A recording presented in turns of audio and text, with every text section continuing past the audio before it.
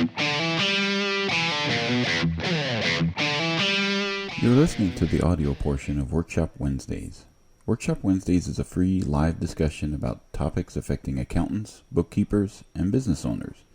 You can join the ABO group in Facebook to participate live Wednesdays at 10 a.m. Pacific Time. Just search for ABBO in Facebook. This podcast is brought to you by Schoolofbookkeeping.com, where you will learn, grow, and build a thriving bookkeeping practice. We have hundreds of lessons with almost every aspect of the industry. Start your free month today at Schoolofbookkeeping.com. Welcome to another Workshop Wednesday. Carrie, say something. Make sure your audio. Something. I'm here. Yay! I'm all oriented and good to go. All right. And we've got our blurry background, so you have no idea what's behind us.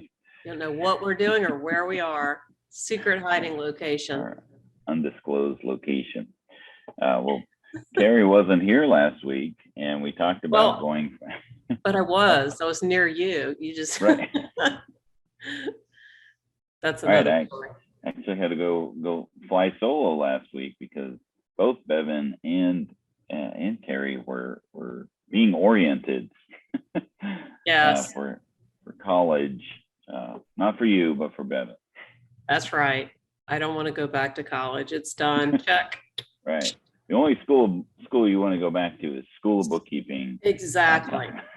Exactly. It's a whole lot easier than college. It's in 3-minute little. Right. Club. Right. Imagine taking a lecture that was only 3 minutes in college. Oh boy, that would be fun. Right. So we're going to continue our workshops on converting. So data converting from in the QuickBooks world. So last week we talked about your not so favorite subject of moving from desktop to online and how to do that. But today we're going to be reversing that and talking about your favorite subject of moving from online to desktop. Right? You went there and you said, "Where are my features?" And so you went back to desktop. which could happen. Or what are some of the other situations where you've seen people go from abandon online, right? Like they're in online, they want to go back to desktop. What are some of the use cases that you've seen? Generally, it's features. They're trying to do more than QBO is designed to do. They want to track their inventory in a package that has everything rather than cobble it together with apps. Or if they don't have good luck with the apps that somebody said, "Oh, these will work great," or it appeared to look great. They find out, "Oh, I didn't know Enterprise can do that," or whatever it is. So they may want to save the data they have because it might be in okay shape, but just not tracking that particular area, or the reporting that they require isn't there. So they often will leave. But it's generally around inventory is the main thing. Job costing can sometimes be another area that they need a little more oomph. Yeah. So basically, if you're looking for, a one-stop shop inside of QuickBooks, you'll find that in a desktop as opposed to online, where online will have a lot of apps that will work with QuickBooks. But then, to your point, you may find things that are kind of cobbled together and not being able to access all of those things. And we got a message from our chat, our favorite Susan. And yeah, salespeople sometimes will, there's a lot of Intuit employees, but they're designed to sell QuickBooks Online, so that's where the company wants to go. But as we know, and Susan knows, desktop has some features that they have not replicated that we need. So they may land in QuickBooks Online with a sales agent that might not be seasoned enough to realize this is not the right fit, which Dan and I both, we laugh about whether online or desktop is the right fit, but ultimately we want the customer in the right fit, not necessarily selecting by starting with product first. Yeah, and we have at School of Bookkeeping, we've created a couple resource guides. I guess you would call them that, but they're guided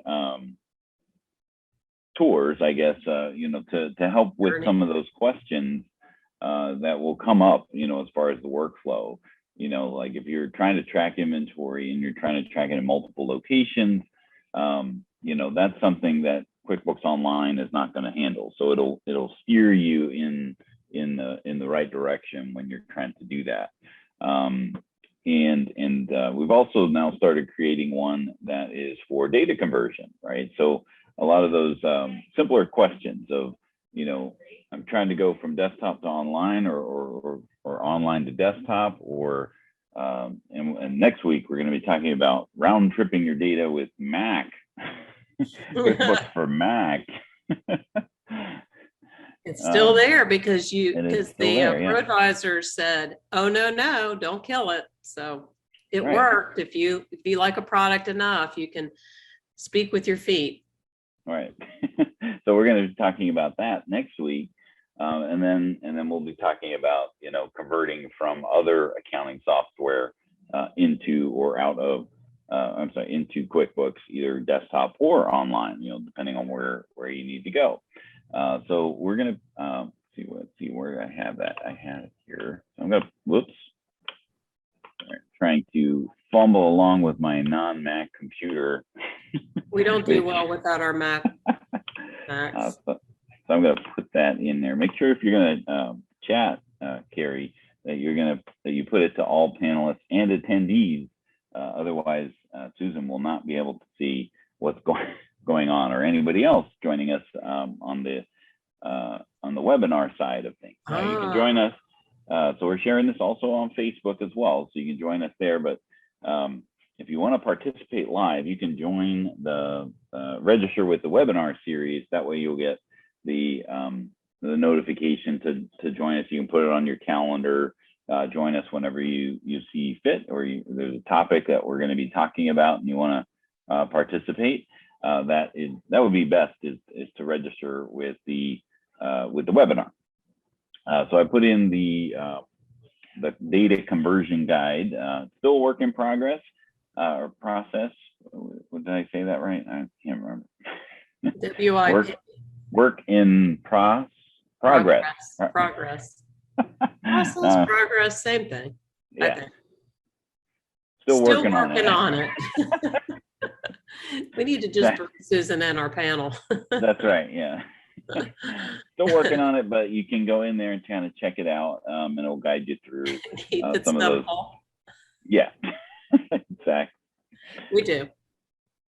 We try. So today we're going to focus on converting data from QuickBooks Online to desktop. We talked about some of the cases where that may happen, and this process used to be reliant on Internet Explorer. That was no Freudian slip. Yeah. And it was never updated, and you had to figure out or hobble along with Internet Explorer settings, use ActiveX controls, and it was very cumbersome, and finally Intuit had said enough, right? And said, okay, well, we're not even going to convert data from online to desktop. And we did a workshop a little bit on that, and kind of left some people out in the cold. But fortunately, mid-December.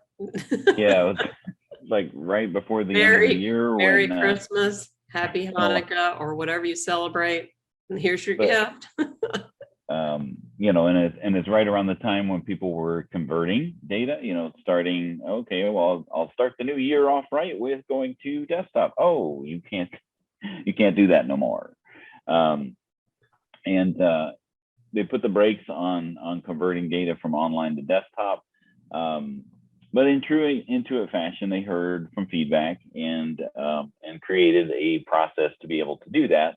That is, one, not dependent on Internet Explorer anymore, and two, available, to use, right? So there was a tool that they were using internally, and they made that available to the general public. So there is a way to do that. Now, the caveat is still going to do the exact same thing that it did before in when you had to use Internet Explorer, it just now is an easier way to do that, right? So still has the same limitations as going from online to desktop did in the past. It's just a lot easier to do. So we're going to kind of walk through that process.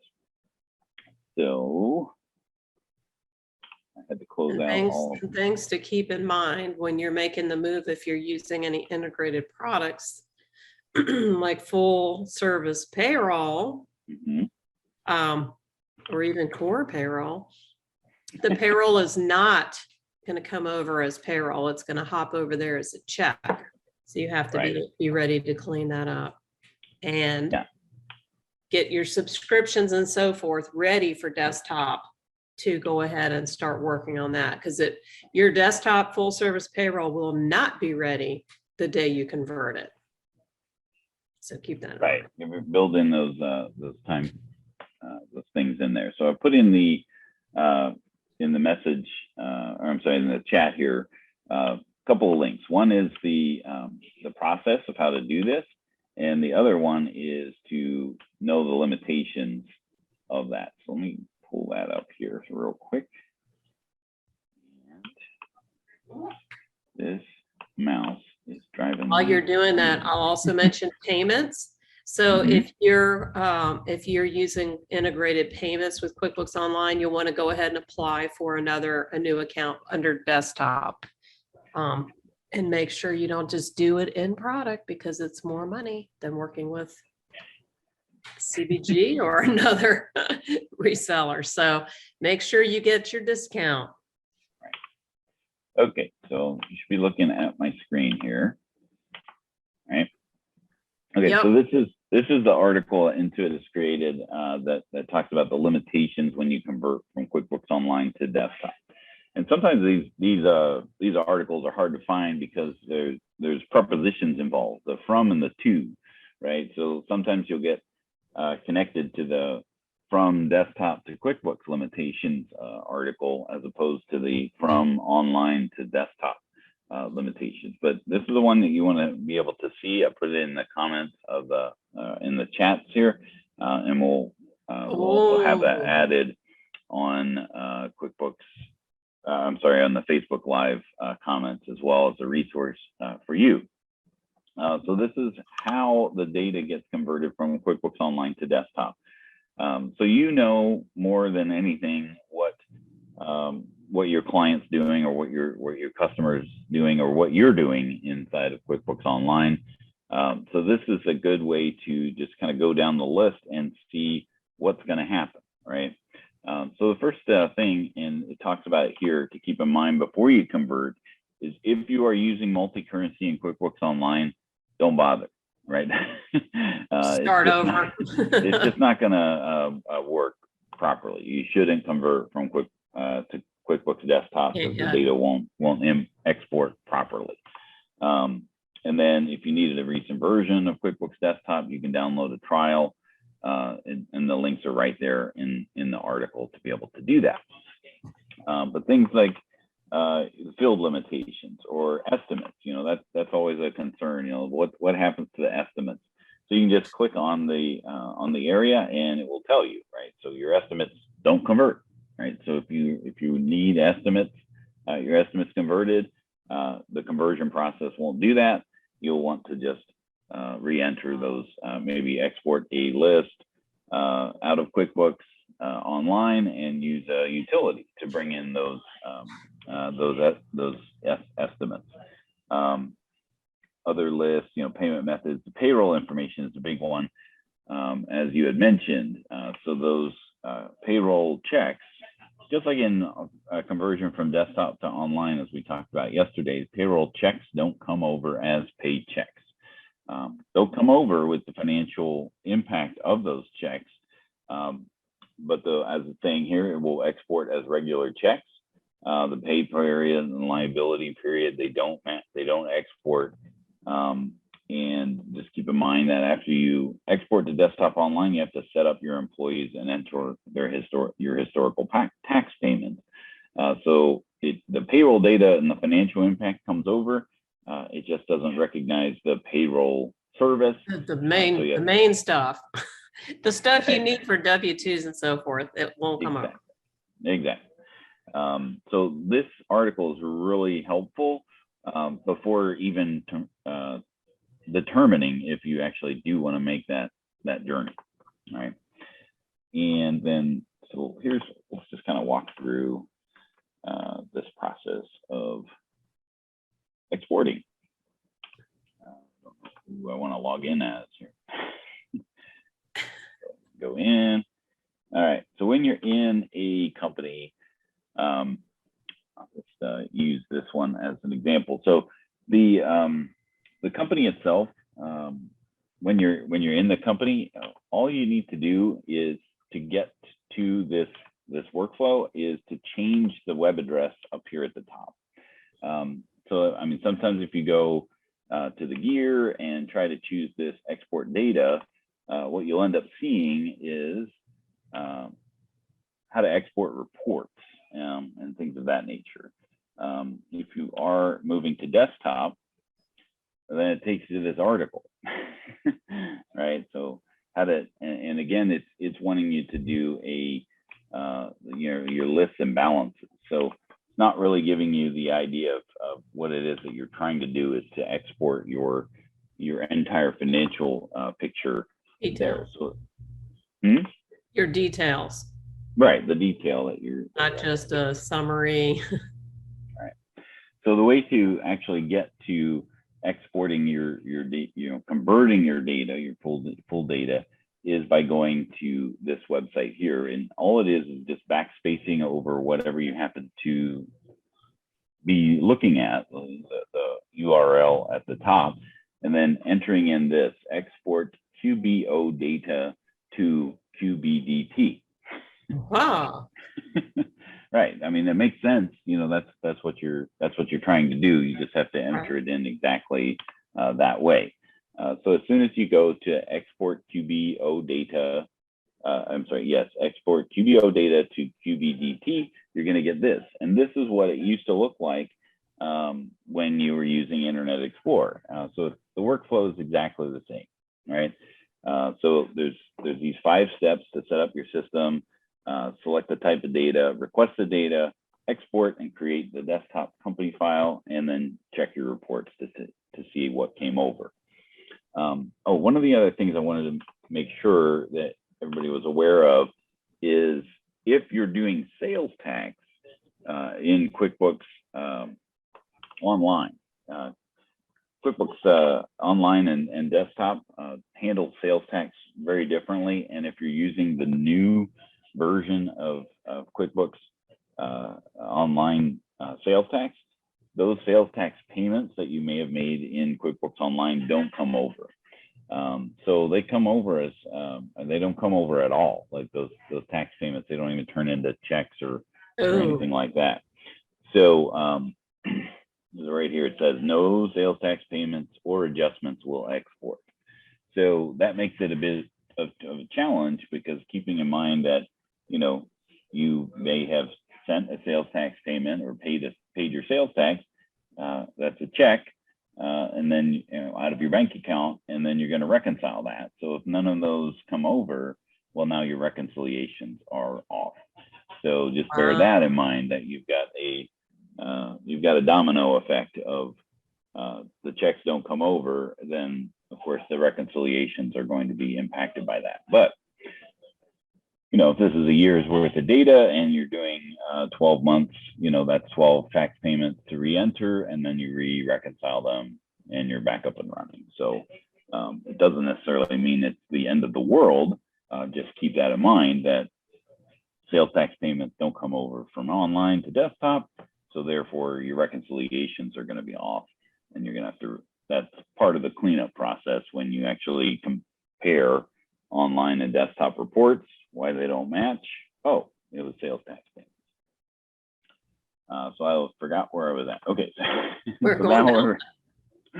We went down the rabbit hole with sales tax.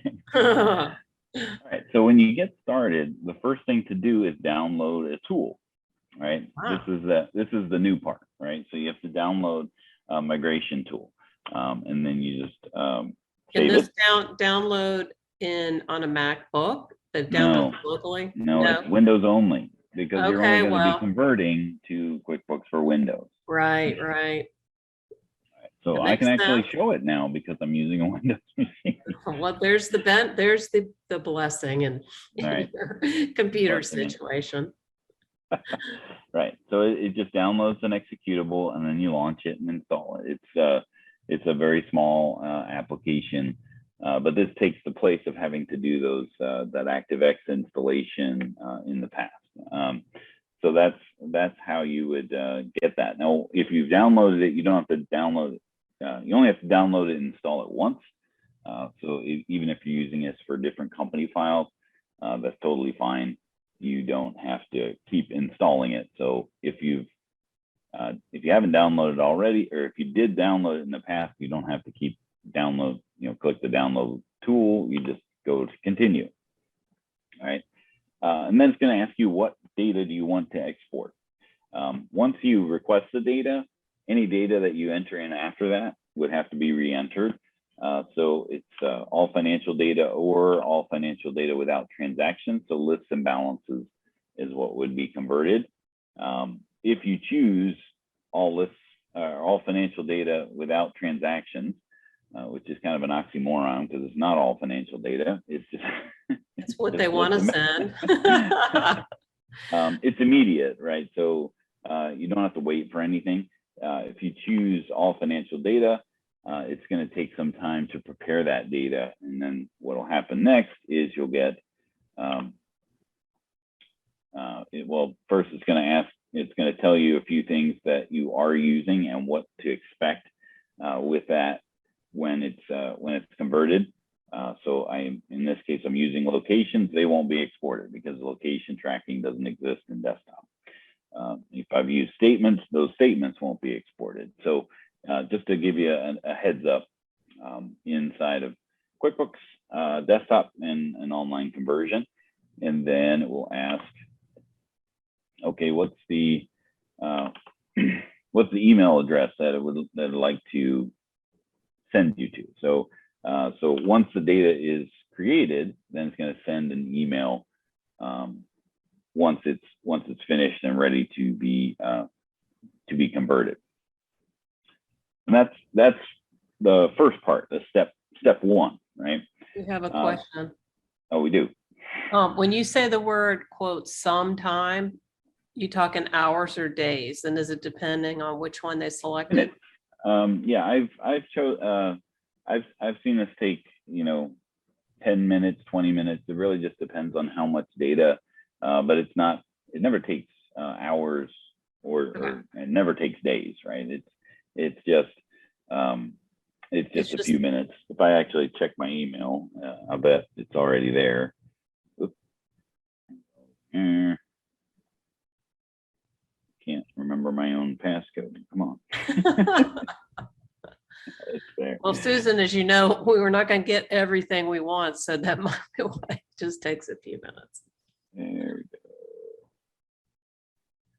Oh. Of course, I chose an email that I don't have on my phone.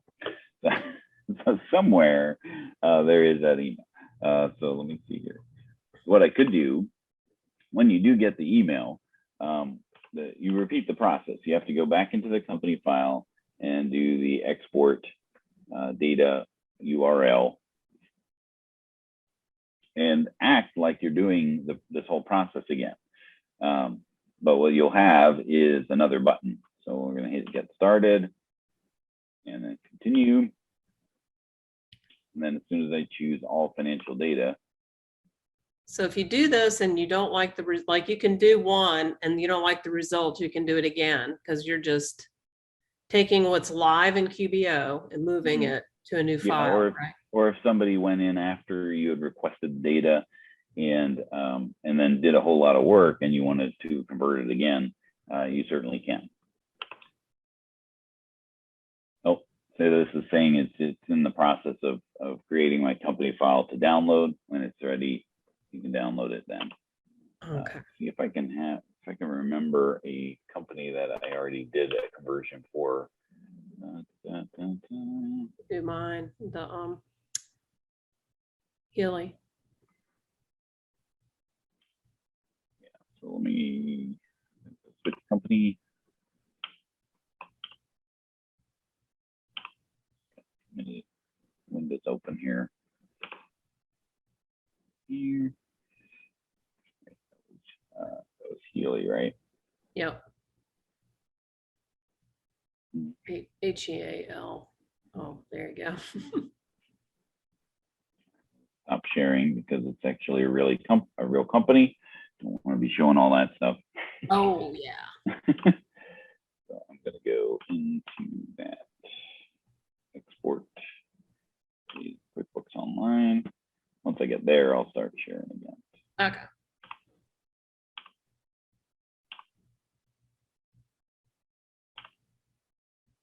Okay, so we're back here. Guys there. Okay, so we hit get started, and then hit continue because I don't have to download the tool again. Choose all financial data. Now, this particular company, we had converted data months ago, right? Yeah. So this is a new screen, and this is what you want to see after you get that email saying, hey, your data is ready to be converted, right? So it says we already have a file that was created back March. Let's scrap it and start over. I never did work on it. Okay.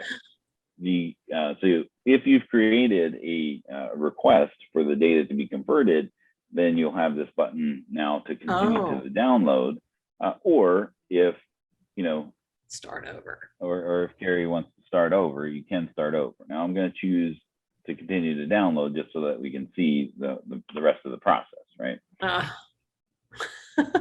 We're not actually going to do the conversion, but okay. So the next thing is to download the QBXML file. What's the QBXML file, you may ask? I have no idea. So that is the proprietary QuickBooks Online file that QuickBooks Online is going to use to convert the data into desktop, right? So in the past, QBXML was such a proprietary file that once you downloaded it, Windows couldn't even see it. So you kind of had to know where you put it if you wanted Windows to actually see it. But now it actually will see it again. So someone at Intuit told Microsoft what the file actually was, so it didn't actually hide it. But there used to be all sorts of shenanigans going on with that. But you would just choose to download the QBXML file, and then it will save it here as a file called export company. Let's show the folder, not the export company. In this case, it puts a parentheses 16 because it saves it in the exact same location each time. So that will let you know that I have converted 16 files using this process on that computer. On this computer, right? Because and then you can change the name of this if you want. It's not necessary, but this is the company file that it's going to use to convert the data. So once you've done that, the next step is to convert your data, right? And it shows you the process of what you need to do here, and with screenshots. And the way to do that is I need to launch QuickBooks. So once you've downloaded it, you're done with QuickBooks Online, right? So I'm just going to launch 2020.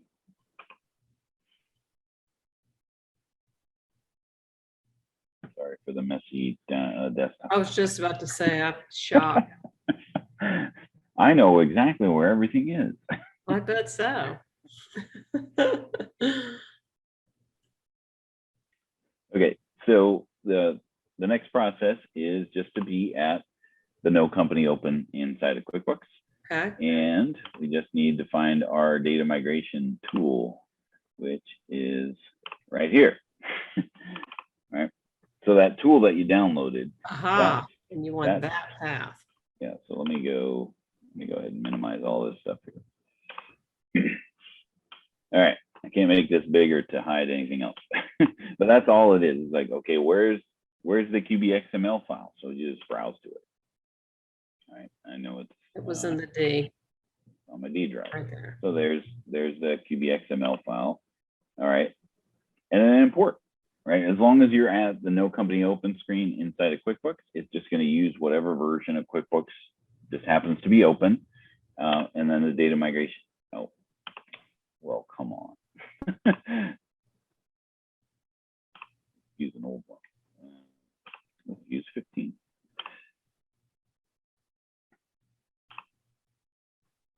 Okay, and then it's going to ask, well, where's the company file? You know, where do you want to save the QBW file inside of QuickBooks? So I'll just use test QB file. I'll call it that. Now, the next thing that's going to happen is it's going to yell at you. QuickBooks is going to yell at you to acknowledge a certificate. Ah.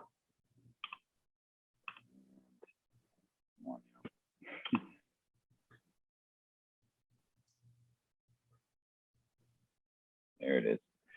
And obviously, sometimes it takes a little bit for that to come up. Any of the yes options is all you want to choose. So it could be yes prompt each time because it's only going to do this and ask it once. Or you could say yes even when QuickBooks is closed. It doesn't matter which one. As long as you don't say no, you'll be okay. You just confirm that, and then it's going to start converting the data. Now, if you go back to the migration tool, you can see that it's starting to process hundreds of records at a time. So it's now converting this data. I don't know what company I actually selected by using that Number XML 15. file, but There's... it's actually processing it. And you can watch the conversion take place. And if you hover over QuickBooks Desktop, you'll see your cursor will actually start kind of flickering because it's actually doing this one record at a time. So if you go to, if you try to access inside of QuickBooks, it's actually accessible, right? It's just a really slow process as far as navigating inside of QuickBooks. But you could actually go into the chart of accounts, eventually opening up the chart of accounts inside of QuickBooks Desktop and watch the numbers change, you know, as data is being imported here. So the next thing to do once you're done is to, well, once it says it's converted, and we're not going to wait the whole time to actually have that happen, but once it's done converting, then it's a matter of running, just like we talked about last week, run the balance sheet for all dates on an accrual basis. And why do you want to use accrual, do you think, Carrie? So you have accurate data. Because it's a cruel world when you don't. That's right. That's right. Because we know that cash basis reporting, you know, could be impacted. So we want to make sure that the data made the journey. And the best way to do that is by using an accrual basis, which doesn't mean that they have to use accrual moving forward. You can still use a cash basis, but let's just say a payment comes over, but it doesn't get applied during the conversion process. Well, cash-based reporting is going to be off, right? So, but if you run an accrual basis report, the invoice and the payment will still show up, and you'll have the right balance when you run that balance sheet for all dates. So that's the best way to confirm that data made the journey. Run the balance sheet and the profit and loss for all dates, and then compare the balances. And then if they don't match, then you know you start troubleshooting, right? And yeah, finally just showed up. You can see my cursor is kind of spazzing out there. So that is the way to convert desktop or online data to desktop. You know, we're going to include these things and more in a course that we're creating for schoolofbookkeeping.com. So you can rewatch these these snippets, as a member of School of Bookkeeping, in small chunks, right? So you don't have to watch this whole workshop over and say, well, where do we talk about that? So we'll break down these things in small consumable chunks so that you can rewatch those on School of Bookkeeping in a course. And of course, if you need assistance, you can go from there as well. So if you're a pro member, you can pop into the quick answers and ask a question, and we'll get you back to business. And Carrie won't be answering any of those questions. No, but I know who to ask. Exactly. So anything you want to add about this whole process, Carrie? Have you seen this being successful as far as the converting back and forth, issues that you've seen or run into in your I've seen a 20-year lot of history of converting data? Well, it's not my area of expertise, so I know who to call and get help. So definitely there's a need for it. We see a lot of people, I guess in this past year, a lot of people trying to get their systems straight, and they're realizing, I've been limping along, and this software, whether it's QBO or QBDT, is not giving me what I need, and they're anxiously fixing, and then realizing this is never going to work. I need to switch. A desktop used to work for me. I want to go back, or there's some feature they have to have for their workflow. So it seems like, and to me, it feels like we've had an increased demand since year end, and it hasn't stopped. So it's a really great area as a pro advisor to learn about, so you can support and move people into the right product. But also it's great that we have the resources in School of Bookkeeping if I wanted to learn, or I can hire you to do it because I don't want to do it. Right. Yeah, I've in my years of working out into it and after, this has kind of been the most common thing that people just want to.